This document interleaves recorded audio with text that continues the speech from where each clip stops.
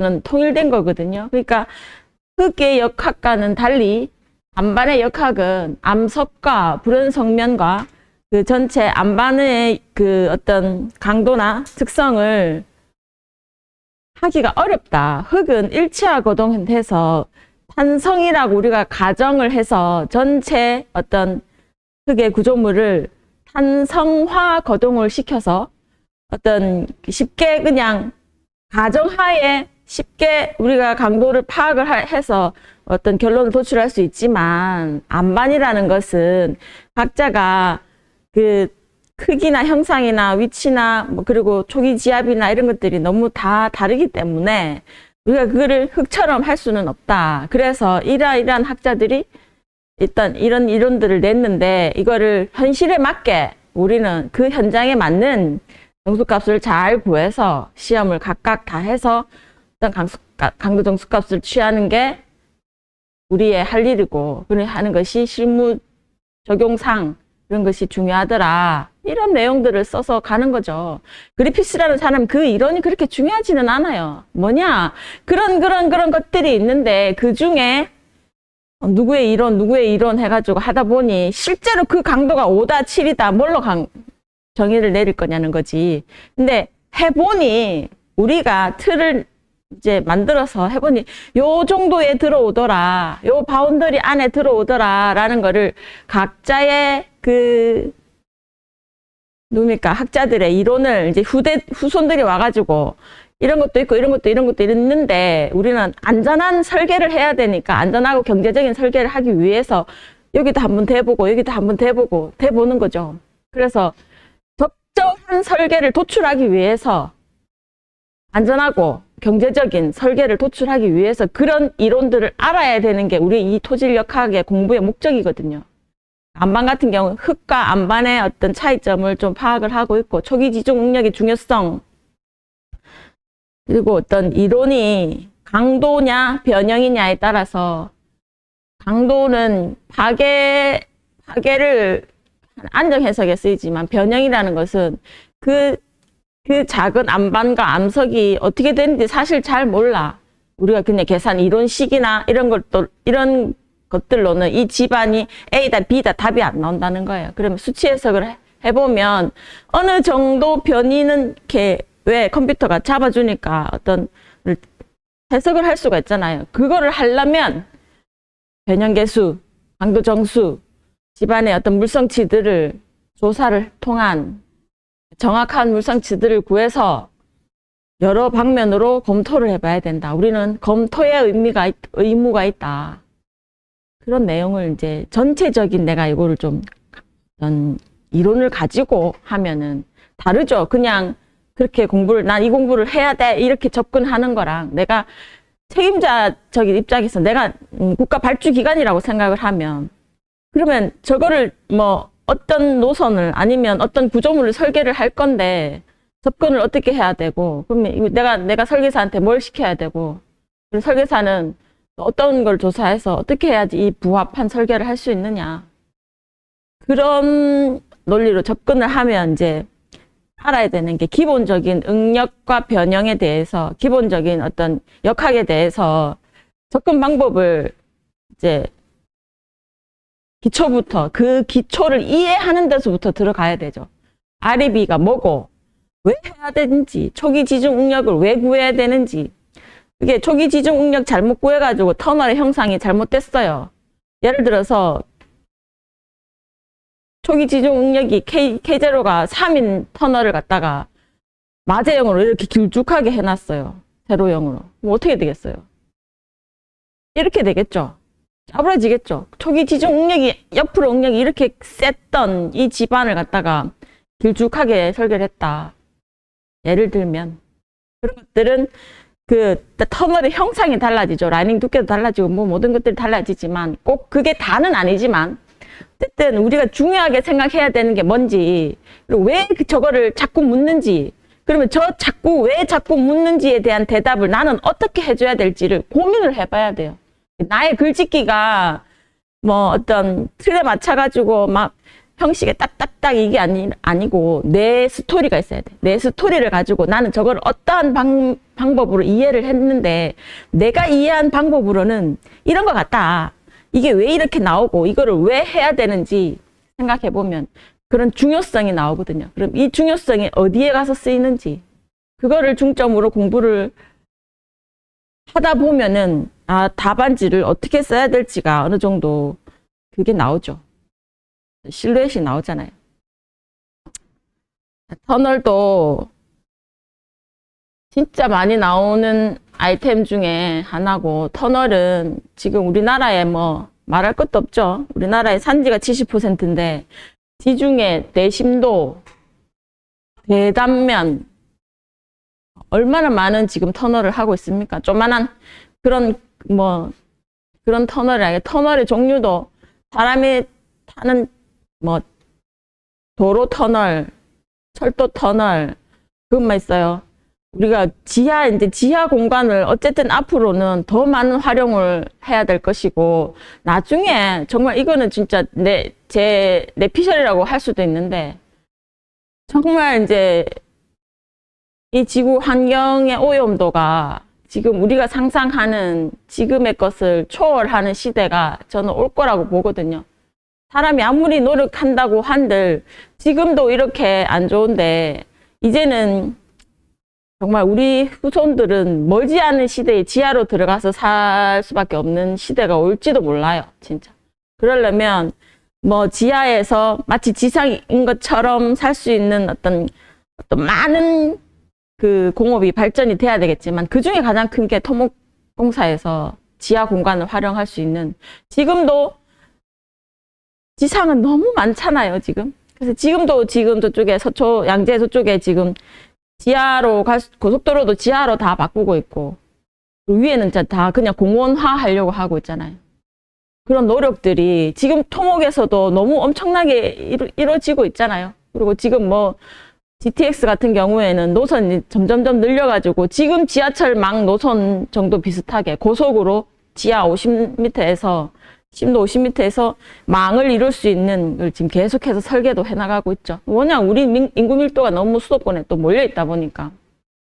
뿐만이 아니라 하저, 해저 이런 발전이 무진하게 많이 좀 이루어지고 있고, TBM의 기술이 이제 우리나라도 도입이 돼서 우리나라도 이제 발전 속도가 붙고 있다고도 말씀을 드렸어요. 그러면 이제 앞으로 우리 토질 및 기초공학 분야에서는 지하 공간의 어떤 터널에 대해서는 앞으로 써먹을 일도 많을 것이고, 만약에 만에 안에 통일이 된다고 하더라도 그러면 북한에도 가면 또 얼마나 또 할 게 많겠어요. 뭐 여러 가지 미래지향적으로 봤을 때 이 터널의 공부는 정말 중요하고, 이게 이론이, 그러니까 그냥 대충 우리 뭐 지금까지 공부했듯이 이게 어떤 공법 이런 게 중요한 게 아니라, 정말 그거의 원리를 이해를 하고, 어떤 집안에서 집안과 구조물과의 상호작용, 그리고 어떤 집안을 만났을 때 우리가 대처해야 될 수 있는 어떤 능력을 키우기 위해서는 집안의 특성을 정확하게 이해를 하고, 거기에 대한 할 것도 없어요. 그러니까 이거는 유에서 무잖아요. 유에서 무를 창조하는 걸 새로운 평형을 이뤄주면 돼요. 그쵸? 제가 늘 주장하는 거, 새로운 평형이야, 새로운 평형. 지구는 평형하게 있었는데 우리가 뭔가를 하면서 이게 뭐 좌우 밸런스가 안 맞고 부등치마가 생기고, 아니면 뭐 이 옹벽을 세웠는데 옹벽이 뭐 어떤 파괴가 생기고 자굴이 생기고 절토 사면이 무너지고 집안을 굴착을 뚫었는데, 그게 유에서 무로 감으로 인해서 그게 무너지면 안 되겠죠. 지금도 솔직히 굴착을 하면서 붕괴가 되는 사고들이 심심치 않게 있어요. 지금 우리 토목공학에도, 토목업에도. 건축만 그런 게 아니에요. 건축 우리 막 욕하잖아요. 건축 저 진짜 무식하게 일한다고 욕하잖아요. 토목도 마찬가지예요. 지금 뭐 대심도 굴착하다가 왜 안반을 희한한 걸 만났는데 그거를 제대로 인지를 못하고 있었죠. 760누배가 우르르 쏟아진 적이 있었죠. 올 초에, 올해 4월 달인가? 3월 달인가? 굴착하면서, 그 도로 터널 굴착하면서, 그러니까 지반을, 옛날처럼 바로 앞만 보고 갈 수 있는 게 아니더라는 거죠. 이제는 대형화되고 있고, 심도도 깊어지고 있고, 그리고 신속화되고 있어요.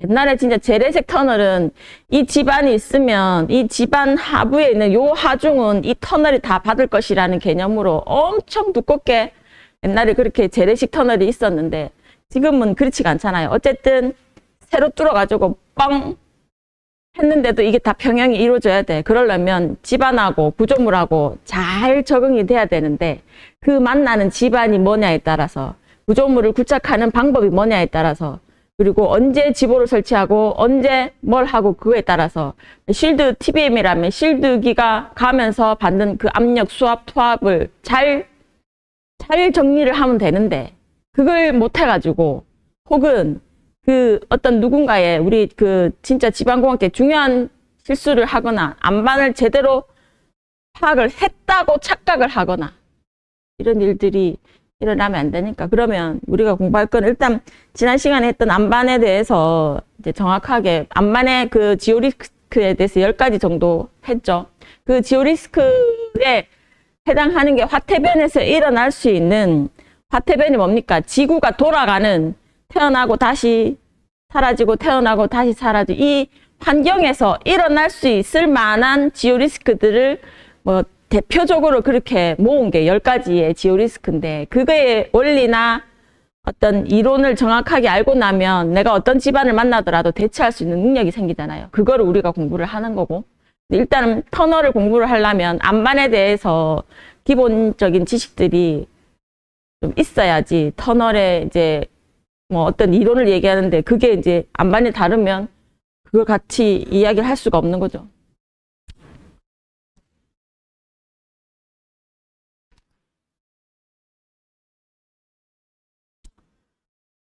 터널은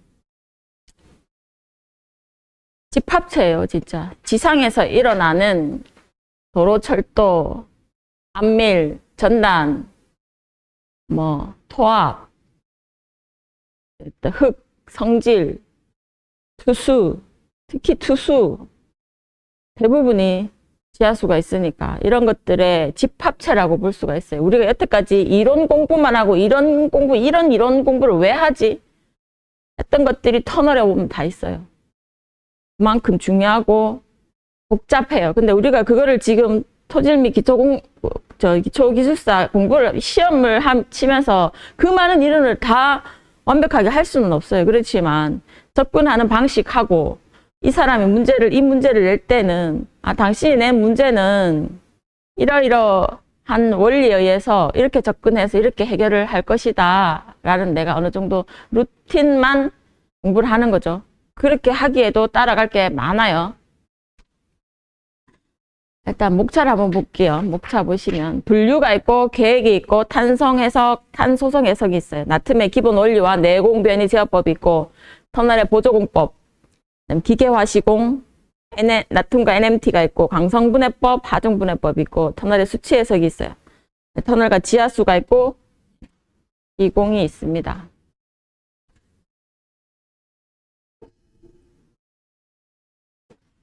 기본적으로 우리 그 나트륨 터널은 그 이제 굴착을 했을 때 그 집안은 굴착을 하고 나면 주변 집안이 소성화 됩니다. 소성화 되는 거를 어쨌든 탄소성화 만들어 가지고 그거를 잘 소성구역이 있을 것이고 탄성구역이 있을 것이고 탄소성구역이 있을 것인데 그걸 잘 해서 탄성화되게 탄성화인 것처럼 만들려고 하는 게 이제 나트륨의 기본 원리예요.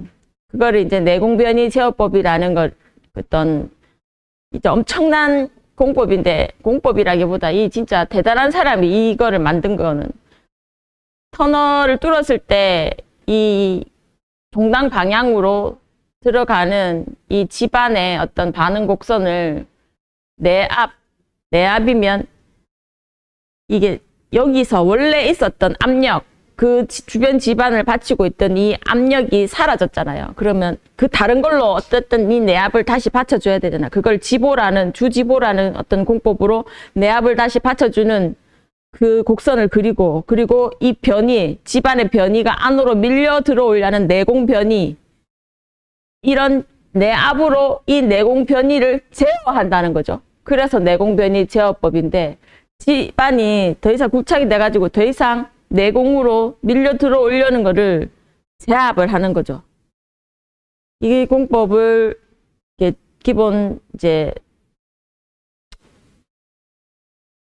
어떤 툴이죠. 기본 툴에다가 넣고 집안에 따라, 시간에 따라, 굴착 크기에 따라, 뭐 발판 어떤 그런 거에 따라 이제 제어를 해 나간다는 건데, 거기에 아칭, 종방향, 행방향, 아칭이 있고 시간이라는 게 있어요.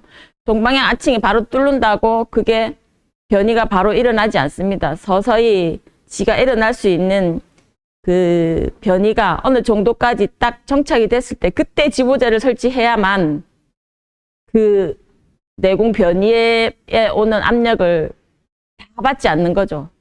만약에 그때 바로 빵 뚫자마자 바로 지보제를 설치해버리면 얘가 종방향 아칭 나갔다가 행방향 아칭 나갔다가 다시 돌아오는 이 지보압, 이걸 가상 지보압이라는데 이거를 그 지보제가 다 받아야 되는 거야. 그런 일이 발생하는 거예요. 그러니까 그걸 기다려줬다가 그게 이제 시간이죠. 적정 지보제를 설치하는 시간, 강성을 조절을 해가지고 어느 시점에 딱 이거를 받쳐주니까 아칭이 갔다가 돌아와서 딱 평형이 될 때에 요거를 맞춰주면 되겠더라. 이제 시간이 지나면서 노하우죠. 이게 나툼의 이제 제일 기본적이고, 근데 설계가, 나툼 설계가 거기에서 끝나냐? 그게 아니잖아요. 집안이라는 거는 무한히 많은 이변성이 있고 지중해 어떤 구조물을 설치하는 거기 때문에 지금 요즘 시대에서는 수치 해석을 접근을 안 할 수가 없어요. 수치 해석을 다 해서 이게 시간 의존적으로, 예를 들어서 이 터널을 20년 동안 공용 기간에 20년 동안을 줄 것이다라고 설계를 하면 20년 동안에 발생될 수 있는 모든 변이를 예상을 하잖아요. 그 예상치를 잡아가지고 그게 안에 들어가는 게 뭐 초기 지중 응력, 그다음에 집안의 안반에, 아니면 그 집안에 있는 그 전체 집안의 시간 의존적 거동, 시간이 지나면 얘가 어떻게 변하는지, 이런 특성까지 다 파악을 해가지고 지진 시 어떻게 변하는지, 그리고 화정이 이제 유지 공용 시에 이제 하중이 어떻게 변하는가에 따른 그런 거를 다 설계 때 해볼 수 있는 방법은 수치 해석밖에 없는 거예요. 그거를, 그 절점을 다 넣어가지고 요 집안 해서 어느 만큼 움직일 건가, 전단력을 얼만큼 넣었을 때 어떻게 되고, 뭐 이런 것들을 다 수치 해석을 해야, 아, 이래서 이렇게 하더라도 안전하더라라는 게 도출이 되는 거거든요. 그래서 그 중에 이제 터널의 분류에 의해서 쭉 어떤 터널을 기계화 시공이냐, 재래식 터널이냐, 그리고 그 새로운 평형에 의한 나툼이나 NMT 터널로 갈 수 있느냐, 이런 게 있는데, 거기에 이제 그 재래식 공법이 이제 ASSM이라고 옛날에 했던 막 그 강제 지보제를 막 갖다 때리 얹는 거 말고, 테르자기 이완 하중으로 설계를 해야 되는, 테르자기 이완 하중은 뭡니까? 이 상제 하중이 그 폭 B만큼의 하중은 얘가 받을 것이다 라는 가정하에 테르자기라는 사람이 그 이론으로 그 이제 상제 하중 개념으로 넣어서 해야 되는 설계 기법의 터널이 있죠. 실드 터널, 그 실드도 뭡니까? 토합식, 이수식 그 실드 TBM 터널은 대부분이 그런 하중을 감안해야 돼. 왜? 얕은 저토피 천층 터널이나 연약 지반의 터널은 대부분 실드로 하거든요. 그렇지 않으면 대부분 이제 뭐 나툼으로 하든지 오픈 TBM으로 하겠죠. 근데 실드로 할 때는 그만큼 집안이 상태가 좋지 않기 때문에 하중을 어느 정도는 받을 것이다. 안반이 아니라 소송화된 집안을 탄소송화 시킬 수가 없는 조건이겠죠. 실드 같은 경우에는. 그렇기 때문에 테르자기 이완 하중을 설계 방법을 넣을 수밖에 없다. 그러면 테르자기 이완 하중의 어떤 요 하중에 왜 이렇게 했는지 이 사람이 그거의 메커니즘을 알아야 되겠죠. 그 종류에 따라서 이런 것들을 분류를 해서 생각을 할 수가 있어야 되고, 그러면 우리가 이제 문제를 내면은 뭐 TBM에 대해서 뭐 라이닝에 작용하는 라이닝에 작용하는 하중 종류에 대해서 뭐 나이 라시오 이런 게 나올 수도 있고, TBM의 어떤 작용의 원리를 얘기할 수도 있고, TBM의 뭐 치마에 대해서 얘기할 수도 있고, 또 나트륨에 대해서 분기에 대해서 얘기할 수도 있고. 근데 종류가 막 그 분류에 따라서 답이 어디로인지 문제도 마찬가지고 어디로 갈지 이제 퍼지겠죠. 그러고 나서 이제 터널을 계획을 할 때 이제 조사서부터 조사가 뭐랬어요? 이제 베네피트 코스트가 B, C가 1이 이상인 그 어떤 기본 설계 이제 CC 설계를 들어가고, 이게 1이 이상이 아니더라도 꼭 필요한 정책적으로 필요한 것들은 터널을 한다고 했고, 그 계획을 할 때 꼭 우리가 설계자로서 그 고민을 해야 되는 것들이 있죠. 주변 집안, 민원, 시공할 때 일어나는 어떤 환경적인 요인, 그다음에 이게 공영 시에 그게 문제가 없을지, 그러니까 그냥 간단하게 나오는 게 아니에요. 그런 것들은 우리가 문제로 그렇게 나오지는 않잖아요. 근데 그런 것들은 기본적으로 앞에 한 반 페이지 정도는 내가 그런 개념을 가지고 계획을 하려면 이러이러한 것들은 사전에 고려해야 된다라고 좀 내 개념을 좀 가지고 있어야 되겠죠. 볼게요. 이 1페이지 터널의 분류, 용도, 위치, 단면적, 시공 방법. 안경을 좀 쓰겠습니다. 잘 안 보이네. 용도는 도로, 철도, 교통용 있고 수송용, 상하수도, 가스 뭐 여러 가지 있겠죠. 지하 공간, 비축, 저장고.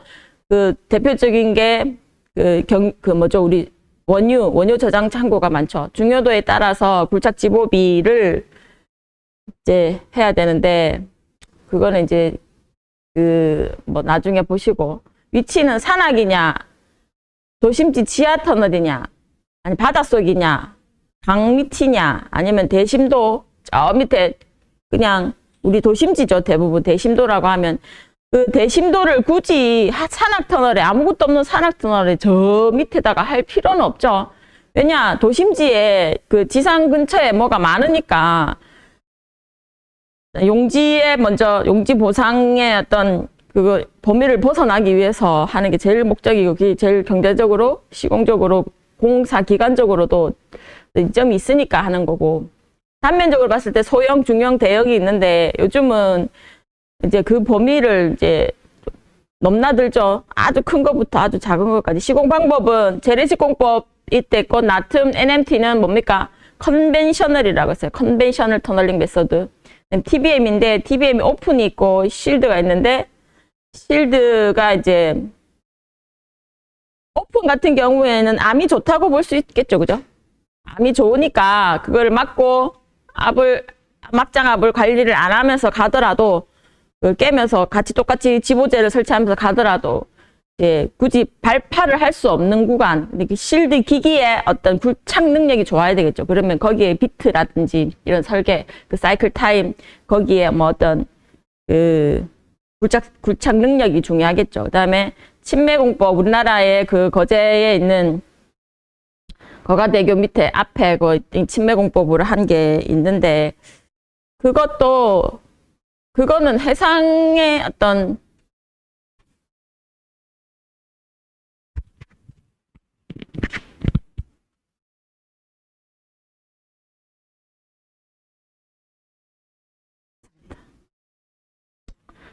침매공법은 그때 이제 거가대교 할 때는 좀 많이 나오긴 나왔는데 지금은 그렇게 나오지는 않아요. 그래, 침매공법하고 같이 되는 게 연약지반 처리공법 이런 것들이 또 있어야 되겠죠.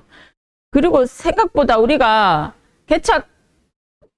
개착공법을 많이 안 다루는데, 개착 뭐 간단하고 어떤 그게 없어서 그런지 몰라도 개착은 컷 앤 커버라고, 자, 뭐 이렇게 산이 있는데 내가 이게 여기에 도로를 하려면 이거를 다 깎아서 절도로 하기에는 여기가 너무 훼손이 되고 보기가 안 좋다. 그러면 컷을 아니면 여기에 가시설로 해가지고 요렇게 터널을 한 다음에 여기를 대메우기 해요. 그러면 이게 뭡니까? 이게 개착이거든요. 개착. 이게 제일 많아요. 사실은. 요만큼 정도의 선형을 잡을 때는 토공량을 최소화해야 되는 게 설계자의 제일 가장 큰 기본적인, 토공량 최소화에 돈이 작게 들 거 아닙니까? 어떤 지중에 있는, 지상에 있는 어떤 도로나 터널이나 작은 것들은 그게 제일 많죠, 사실상. 토목공사에서. 그러면 이 공법을 사실은 제일 많이 해요. 그게 산이 막 이렇게 막 가잖아요. 그러면 예를 들어서 막 여기 이렇게 터널이 이렇게 간다. 그러면 요까지는 개착으로 하고 여기서부터는 다 개착으로 하고 뭐 이런 식으로 나눠서 하는 경우도 있고, 여기만 뭐 나툼이나 하고 여기만 뭐 그걸 하는, 그러니까 개착 공법이 생각보다 많아요. 그러면 이거의 중요성은 뭐예요? 이 가시설하고 그냥 일반 구조물하고 똑같기 때문에 그렇게 그걸 안 해줘. 이거는 뭐예요? 그냥 밑에서 거푸집만 마치고 위에서 그냥 공구리 치면 되잖아요. 근데 보통은 어떻게 돼요? 터널을 뚫으면 이거 종방향으로 쭉 간다. 그러면 거푸집을 어떻게 됩니까? 이거를 안에 거를 내부를 제작을 하죠. 이렇게 제작을 하면 이거의 크기도 엄청나. 그러면 제작을 했을 때 공구를 칠 때 어떻게 쳐요? 밑에서 위로 쌓아올리죠. 위에서 밑으로 쌓아올릴 수가 없잖아요. 그러다 보면은 요런 공간에 라이닝을 타설을 해야 된다. 이제 밖에 소크리트 다 했어. 락볼트 다 하고 나서 여기에 요렇게 하다 보니까 요 천단부에 항상 요렇게 공구리가 안 채워지는 경우가 너무 많아. 지금도 많아. 엄청나요. 제가 얼마 전에 있던 요 근처에 그 터널이 이런 개착식이었어요. 개착식인데 어떻게 됐냐면 이제 이렇게 아치형으로 하고 여기에 뭐 이렇게 나오겠죠. 여기를 요렇게 만들었어요. 요렇게 이런 식으로. 그럼 여기가 뭐냐면 풍도예요. 풍도. 여기서 나오는 그 종방향으로 환기팬이죠. 팬이 여기에 이렇게 종방향으로 쭉 가요. 그런 것들, 그리고 이제 뭐 유지보수 시설들을 모아가지고 이거를